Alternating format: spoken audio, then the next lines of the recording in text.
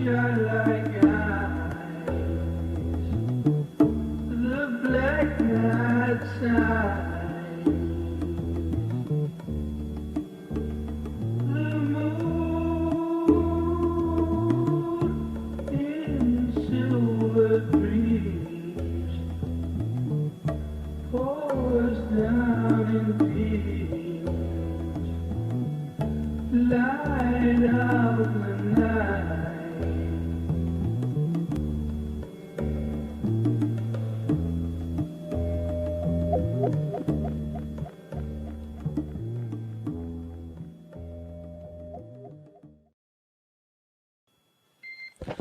Good morning, Dragon. We hope your evening aboard Endeavour was restful, and we are planning to resume all nominal communications at this time. How copy?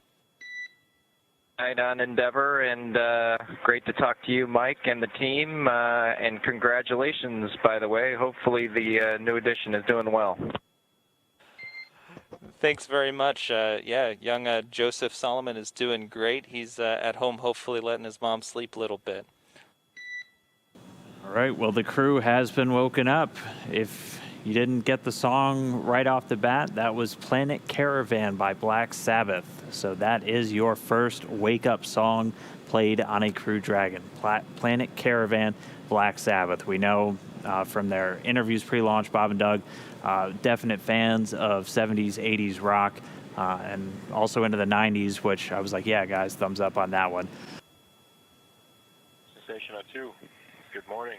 And Dragon Tally Ho, I know you guys probably see it on the video cameras, but with the naked eye we can see it as well. Looking like a nice, shiny, new friend. And Station on 2, good morning to you as well, and thanks for pointing that out. I hadn't, but I see it now. Well, good morning, everyone, from Endeavour. We had a great night last night, got to get a little sleep, and as you can see from the video, we are just passing over Saudi Arabia in the Middle East. Beautiful day pass right now. And heading northeast up towards Central Asia, and then we'll work our way out the western part of the Himalayas there, and work our way all the way out over, looks like Japan, out into the Pacific for this particular pass.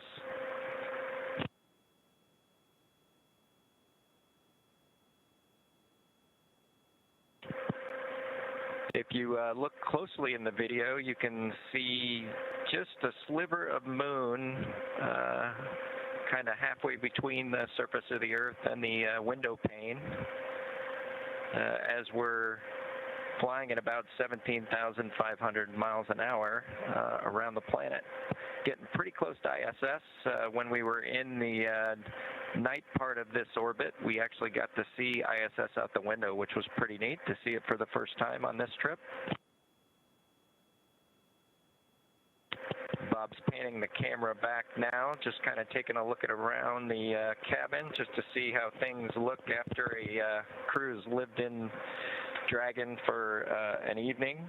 We last night, the way things went, we had our normal activation, got out of our suits, had some a little bit of dinner, then reconfigured the cabin for orbit ops.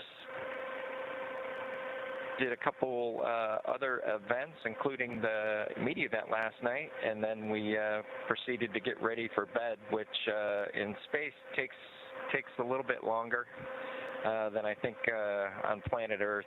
We had to pull out sleeping bags and sleeping clothes and all those kinds of things. Got kind of cleaned up, and then we ended up sleeping just like we are right now, right in our chairs, which was actually a pretty comfortable night's sleep.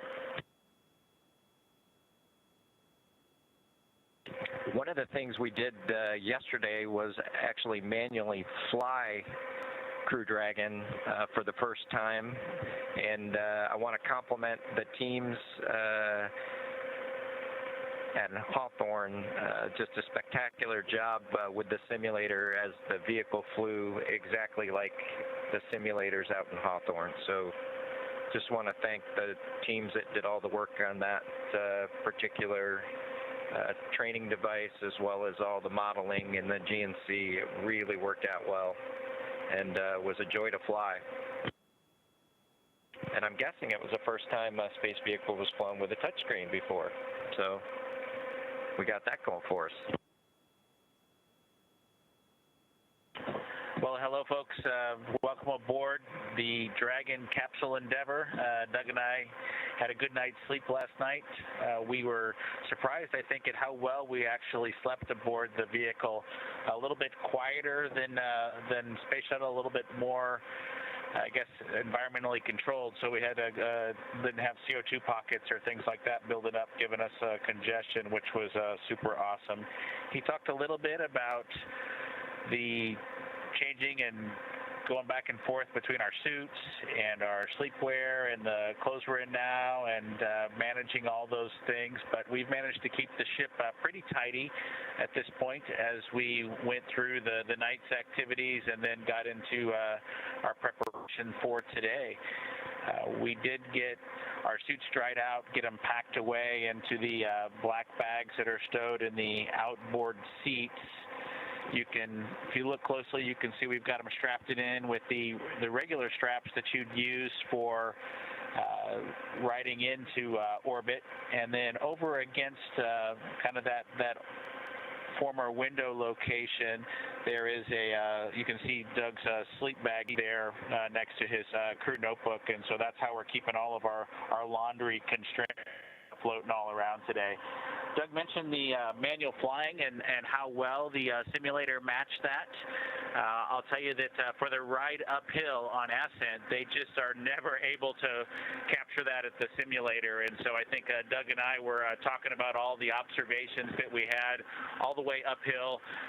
While it was an exciting ride, I think we got a couple of minor surprises just in terms of the way the vehicle is kind of moving and shaking and taking you into orbit. You can tell that it's fighting against the Earth as it makes its way into space, and that's just something a simulator can never truly simulate. We do have a friend on board with us. We introduced you to Trimmer yesterday when we did our little activity with the camera. Trimmer also had a good night's sleep. I know that both of our sons are pretty happy about that with their pet dinosaur making it into orbit and having a good night in zero gravity. We plan, once we get on board the space station, to reunite Trimmer with Earthy and plan to bring both of them back to Earth. I know that we'll get Trimmer through the safety brief and get all the education that's required so that we'll have a safe operation while we're on board the space station should anything come up that we need to be prepared for. I know that Trimmer's also looking forward to helping us out with EVA preparations, just in case we need to do a spacewalk, and so we're looking forward to that as well. 2 minutes until LOS. Let's see, I think we'll go ahead and bring the camera out a little bit, and we'll show you what's going on underneath the seats on board the Dragon Capsule Endeavour. We've got quite a bit of cargo that we'll be taking to the space station. We've got some hard racks as well.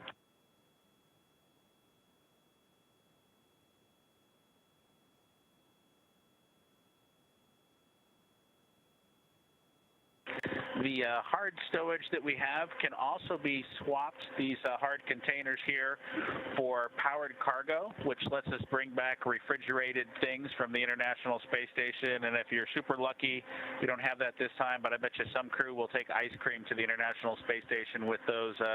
That'll be exciting for those crews to get to have that. We do have some emergency equipment labeled in red, which is nice to have and easy to see, as well as the other stowage bags that we have down here as well.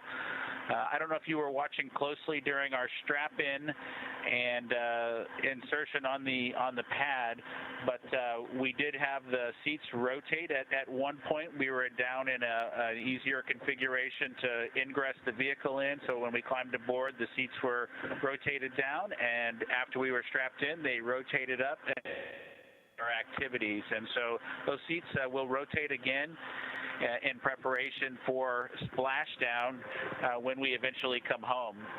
So if any of you all know Uncle Kirk Shireman, as we call him, you could ask him when we're coming home and make sure that he starts having a plan for us.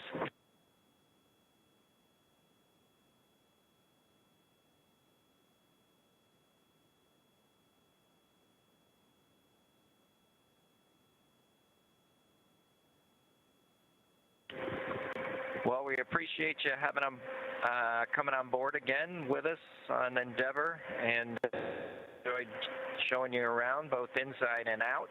The next time we'll be on video for you. We'll hopefully be on board Chris Cass in just hours. So we appreciate you stopping by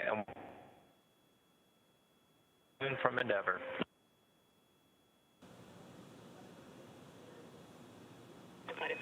Dragon SpaceX, comm check on Big Loop. SpaceX Dragon, loud and clear now on the Big Loop. How us? Wonderful to hear. I have you loud and clear as well. Station SpaceX, comm check on Big Loop. SpaceX International Space Station from Expedition 63. Wonderful to hear all of your voices there in Hawthorne. Congratulations and good luck to everybody today.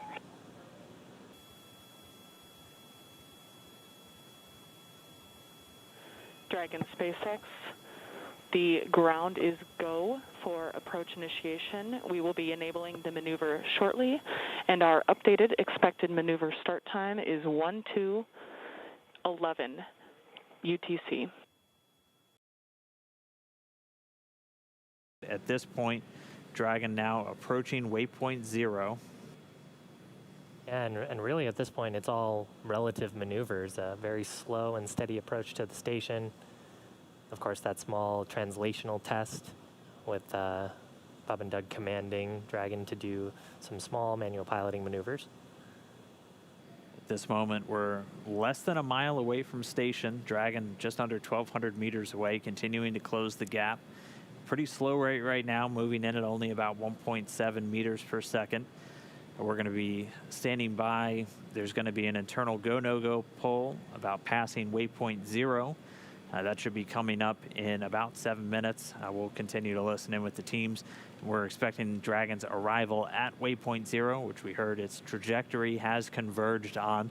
So that means Dragon pointed in the right direction on its way to that waypoint just 400 meters below the space station. Dragon SpaceX on Big Loop. The ground is go for approach 0. We will be enabling the maneuver shortly. The expected maneuver start time is 12:56 UTC. Reminder that Dragon will nominally continue approach through waypoint 1 toward waypoint 2 without stopping at waypoint 1.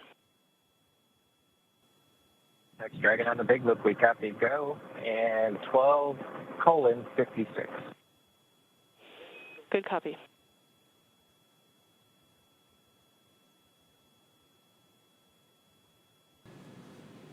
Here's a cool view from the station camera. You can see Dragon approaching. We've just got those red and green lights on either side of the capsule. It gives folks looking at the capsule a sense of orientation of the vehicle. And here's a view from Dragon. Dragon's got a number of relative navigation sensors, as well as a couple of cameras that can look forward. That will hopefully get some additional views far as we get closer to docking. So here's a good view of the space station. Here's a great view from a camera behind Bob and Doug. Bob in the right-hand seat in the pilot seat. Doug in the commander seat, or the CDR seat. They've got a display in front of them that's the forward view. It's got some procedural information on the left-hand side that's telling them criteria that they're looking for. Anything off nominal, they could, of course, step in and issue a command if necessary. And then on the left-hand and right-hand screen were actually their piloting controls. So when the vehicle is in an appropriate state to receive those commands, they can just hop in and use those touch-sensitive gloves, issue commands to the vehicle's attitude control system. Just about 240 meters away from the space station. We're pretty much lined up right in front of it along what we've been calling the V-bar, and you may hear that on comms. There is a very nice shot of the Dragon vehicle from cameras aboard at the space station. You just saw one of the Draco thrusters there firing, just to keep it in that hold attitude, flying right in front of the station. Yeah, we have 2 cameras on the very forward port of Node 2, so right where Dragon's going to be headed following the completion of this manual piloting test. Dragon SpaceX on Big Loop. C2V2 link reconfiguration is complete. The soft capture ring extension is also complete. Dragon copies on the Big Loop. Good ring extension and C2V2 reconfig.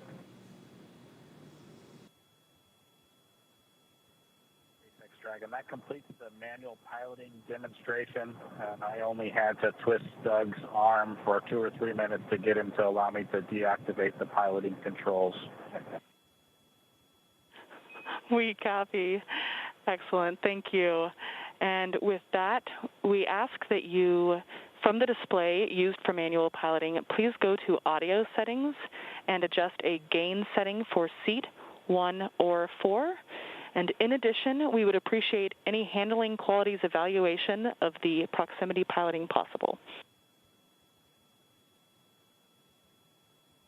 We've completed the gain setting adjustment for seat 1, and I'll turn it over to Doug for the handling qualities quick look. SpaceX Dragon on the Big Loop for the handling qualities. It flew just about like the sim, so my congratulations to the folks in Hawthorne. It flew really well, very crisp. It was a little sloppier and wide, just like we saw in the sim, but all the other axes, as well as closure and opening, were all just as per. Excellent to hear. Thank you. Station on the Big Loop. In step 2, review of steps 3 and 4 is complete. Crew is on the International Space Station is ready for docking. Station Houston on the Big Loop. We copied the review of 3 and 4 complete. International Space Station ready. Thank you. Right, and at this moment, that approach is continuing, still moving in at about 0.3 of a meter per second. Dragon's coming up on just 100 meters away from the space station. So the very top there is the nose cone on the spacecraft. We're inside 100 meters, continuing to close. Again, we're going to have a short hold at 20 meters. Teams will just do a final check, and then they'll give Dragon the go. We're expecting it to be pretty brief. We should get to that hold point in just about 4 minutes, moving at our current pace. I think you can see a meatball and American flag on that on the spacecraft. The NASA logo, of course, referred to as the meatball. I think there was some spirited discussion about the meatball versus the worm during ascent. And you can see those logos. That structure on the fairing structure is actually what the Super Dracos are housed in. Of course, all of those are deactivated now, only used for launch escape during the ascent portion. Nose cone right at the top of the vehicle, and you can see sort of the ceiling surface. Those four circular slots right underneath the nose cone within that red ring are the Ford bulkhead Dracos. That's what we were using while we were conducting all those burns. The 5 burns to get to this point.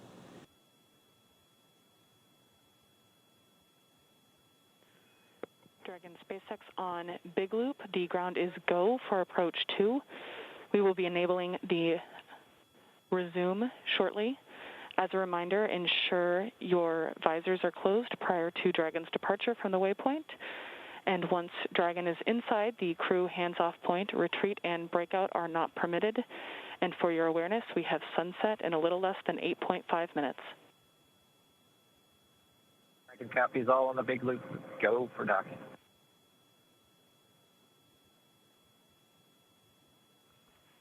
Station Houston on the big loop. Houston and station are now go for docking.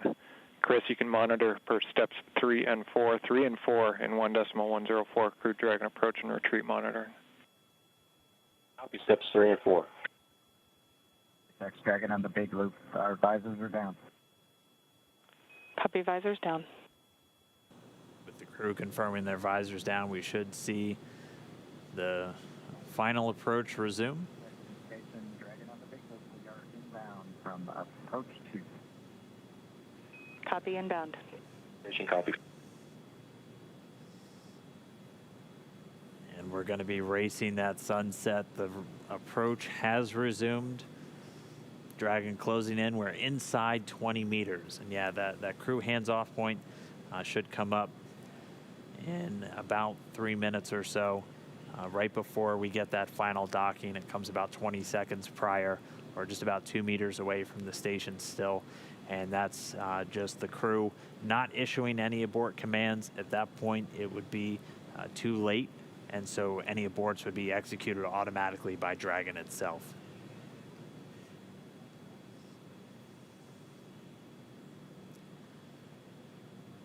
So we're closing in at less than 1/10 of a meter per second at this point. You can see the service section Draco is just doing all these very small, minor attitude corrections. Really, the autonomous docking system at work, making sure that the vestibule and the soft capture system is lined up with IDA2. It's the international docking adapter.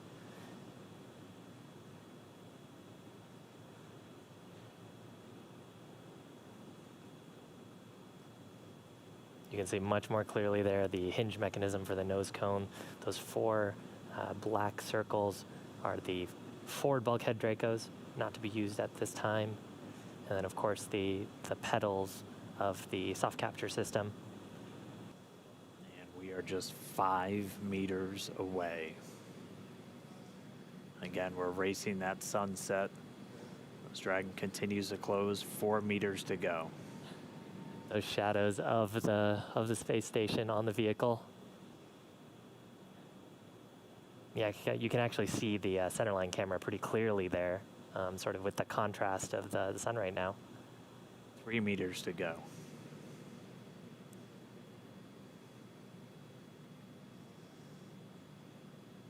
Two meters.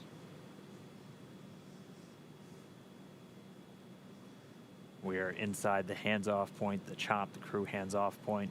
1 meter to go.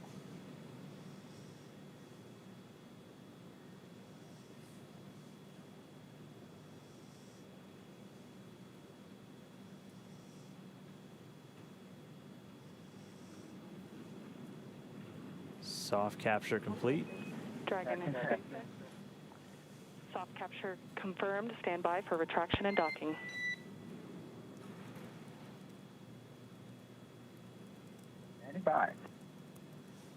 And we just heard it, soft capture. We have docking, that coming at 7:16 a.m. Pacific time, with the station and Dragon flying 262 statute miles right over the border between northern China and Mongolia.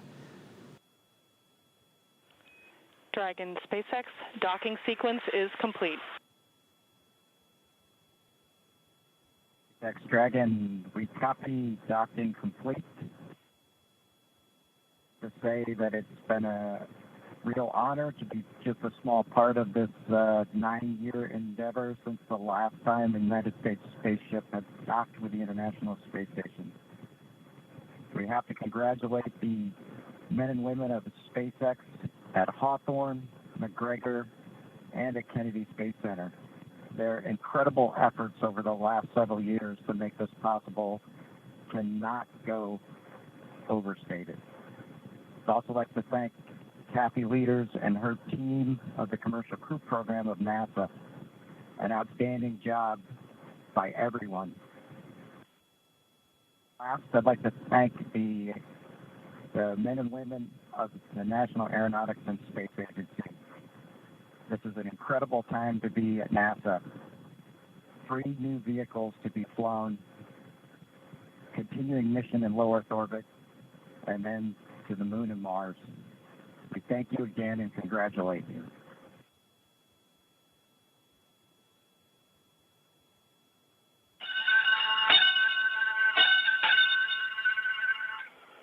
Dragon arriving.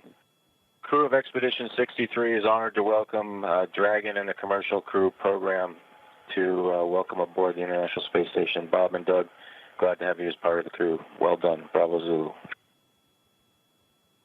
Kathy. Thank you, Chris. Thank you, Chris. Endeavour, this is Houston. Bob and Doug, welcome to the International Space Station after your spectacular rendezvous and docking of the first Crew Dragon vehicle.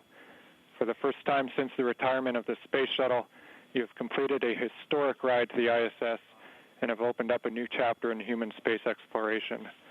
On behalf of the flight control teams here in Houston and in Hawthorne, California, and to our SpaceX colleagues, bravo on a magnificent moment in spaceflight history and on the start of a new journey that has changed the face of space travel in this new era of space transportation. Bob and Doug, good luck, and we look forward to working with you on board.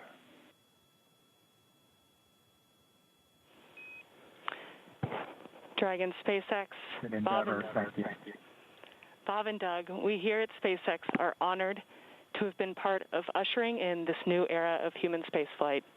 On behalf of the SpaceX and NASA partnership, congratulations on a phenomenal accomplishment and welcome to the International Space Station. Well, thank you, Anna. We appreciate all the good words and everyone thanking us, but it truly was a magnificent effort by the entire team, the SpaceX team, the NASA team, and a team across America who was able to pull this off and bring human spaceflight again to our nation. Thanks for everything. Happy to be aboard.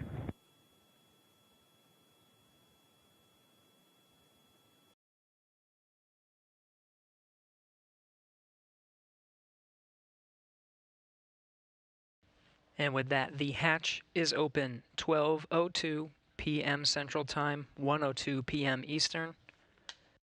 Bob Behnken and Doug Hurley opened the hatch to the International Space Station after launching from American soil on a U.S. vehicle for the first time in 9 years, the first time ever for a commercially built spacecraft.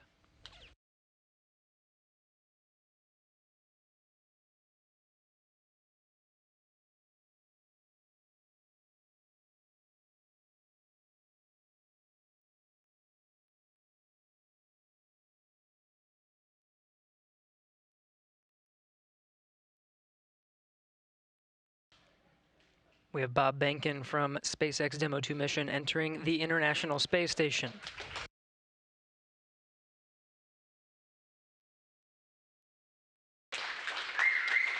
Followed by Doug Hurley. Demo 2 crew now aboard the International Space Station. They entered at 12:22 p.m. Central Time. The station at the time was 262 statute miles over Turkmenistan. Crew all gathered in front of the cameras at the Node 2 forward end of the International Space Station. Just behind them is the hatchway to the Crew Dragon on its Demo 2 mission. Station, this is the NASA administrator. Can you hear me? We hear you loud and clear, sir. Welcome to the space station. Thank you, Chris. It's good to see you. And welcome to Bob and Doug. I will tell you, the whole world saw this mission, and we are so, so proud of everything you have done for our country and, in fact, to inspire the world. We sure appreciate that, sir. It's obviously been our honor to be just a small part of this. We have to give credit to SpaceX, the Commercial Crew Program, and, of course, NASA. It's great to get the United States back in the crewed launch business, and we're just really glad to be on board this magnificent complex. Senator Cruz, would you like to say a few words? Well, congratulations, gentlemen. The eyes of the world are upon you, and everyone is proud of you. All of America is watching you, and today and yesterday represent big, big days. We're looking at a decade since we've had American astronauts launched on an American ship from American soil. And I can tell you, I sat with my wife and kids in our living room watching on TV yesterday, and I suspect we did what just about everyone watching did, including both of you, which is held our breath as it took off. And we're glad to see you've landed safely. We're glad to see you've docked. And so let me ask you, that Dragon is an amazing vehicle. How does she handle? It flew just like it was supposed to. It was we had a couple opportunities to take it out for a spin, so to speak. Once after we got into orbit last night, and again today about 20 minutes before we docked. And my compliments to the folks back at Hawthorne and SpaceX for how well it flew. It is exactly like the simulator, and we couldn't be happier about the performance of the vehicle. What do you guys hope to accomplish in your time on the International Space Station? Well, while we're on board the space station, of course, with the new spacecraft, we do hope to put her through her paces, and so the good ship Endeavour is going to get a lot of checkout over the next week or two here, and hopefully we'll be able to declare her operational, and Doug and I will be able to take some burden off of Chris and his crewmates, Ivan and Anatoly, so that we can keep the space station operating at its peak possibilities. So we're looking forward to contributing any way that we can, and like I said, trying to keep space station as productive as possible. As a country, we're in the midst of a tough week. We're seeing protests, we're seeing a lot of anger, we're seeing violence. And I have to say, this launch and y'all's docking is a powerful inspiration of what we can do when we come together, of the power of unity, the power of ingenuity. And so I guess the last question I would ask you is since you have the opportunity to address, in particular, all the young people in America, what would you tell them in terms of what we can do when we can come together? You know, that's a great question. 9 years ago, just about exactly 9 years ago, we docked with Atlantis on STS-135, the last flight of the Space Shuttle program, a 30-year program. And folks at SpaceX, folks at NASA, the Commercial Crew Program put their heads together and worked diligently year after year, making sacrifices, working hard, and then 9 years later, American launch capability was restored, and this is just one effort that we can show for the ages in this dark time that we've had over the past several months to kind of inspire, especially the young people in the United States, to reach for these lofty goals and work hard and look what you can accomplish. Thank you, Senator Cruz. We have another very special guest here that represents the Johnson Space Center. And of course, it's my good friend from the House of Representatives, Dr. Brian Babin. Thank you. It's great to be with you guys. I was at the launch yesterday. I just want to say a huge congratulations.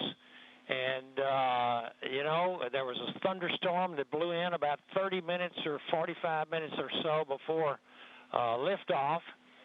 And it was in doubt there for a minute, but it was just an enormous achievement. I just want to say thank you for you guys.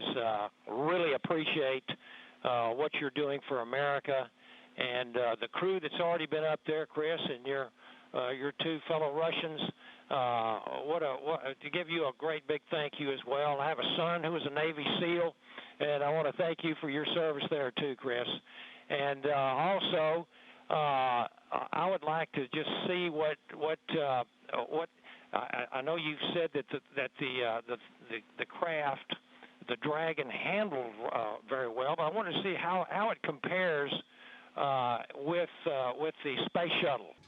Well, thank you, sir. It certainly has been a long endeavor for us and our namesake spacecraft.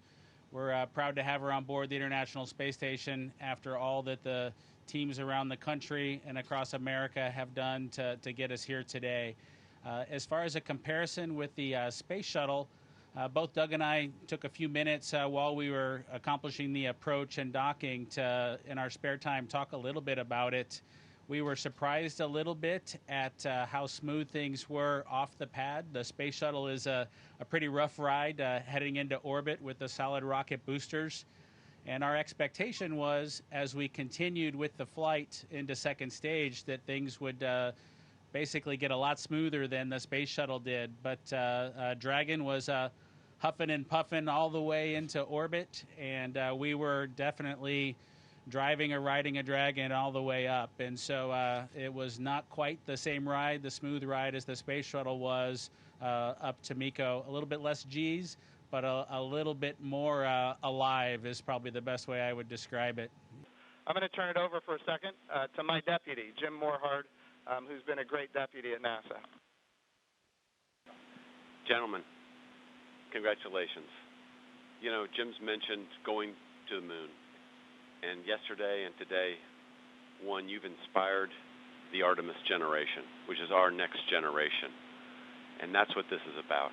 It's really bringing the children that we've got and our grandchildren forward, so they'll be the ones that are going into deep space.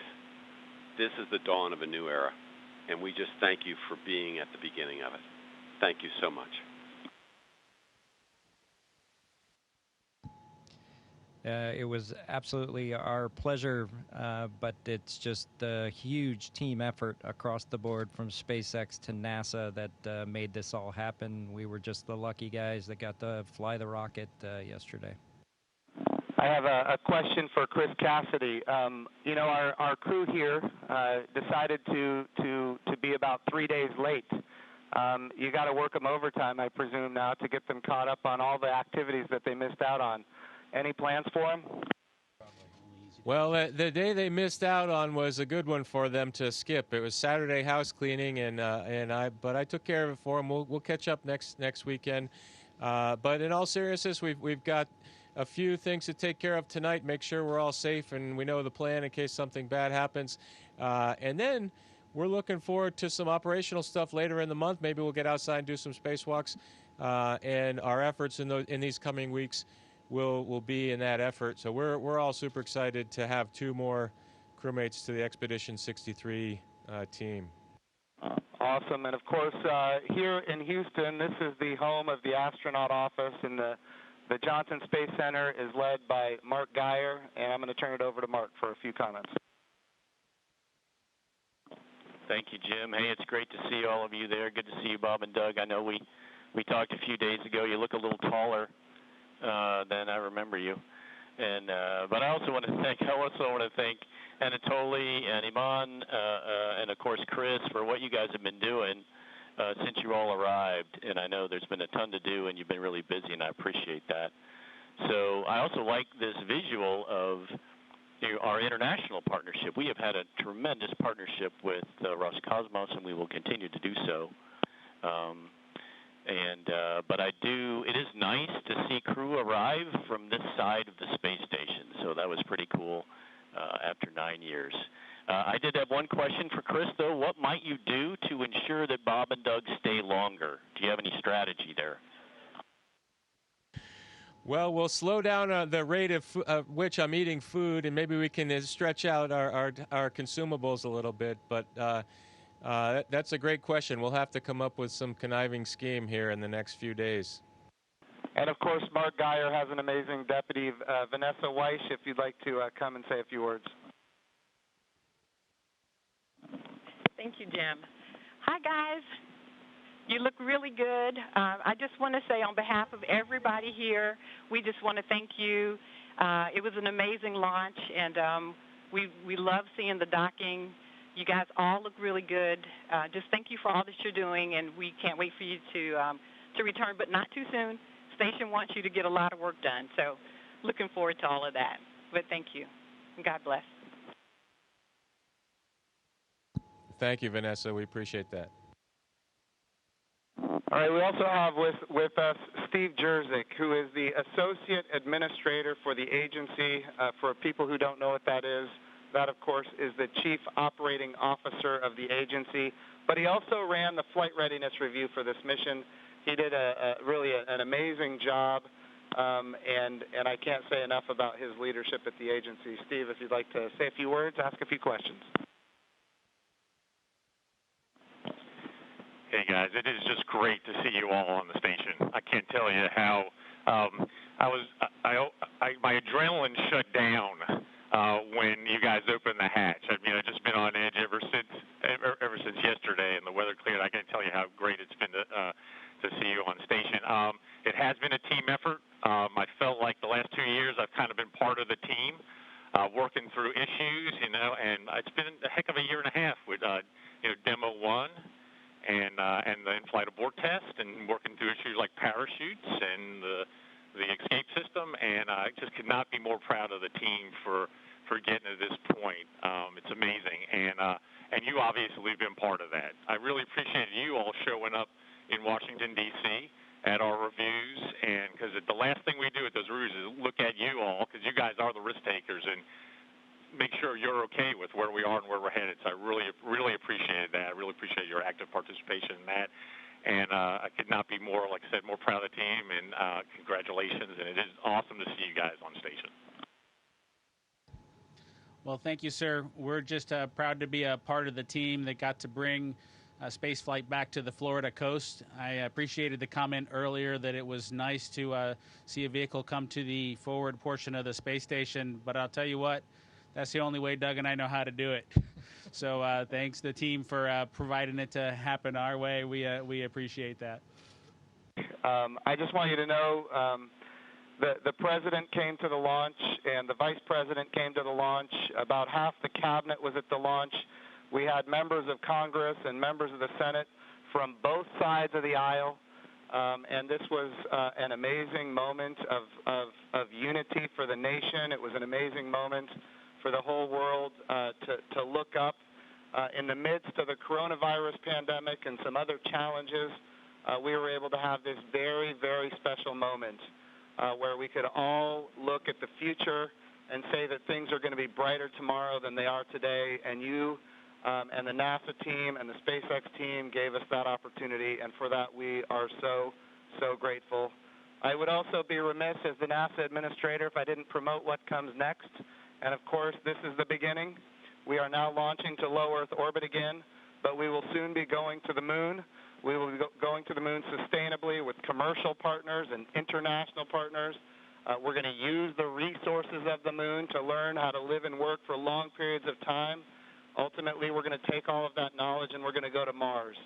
And of course, this time when we go to the moon, we go with a very diverse, highly qualified astronaut corps that includes women, which is why we call the program Artemis, named after the twin sister of Apollo, and she, in Greek mythology, was the goddess of the moon.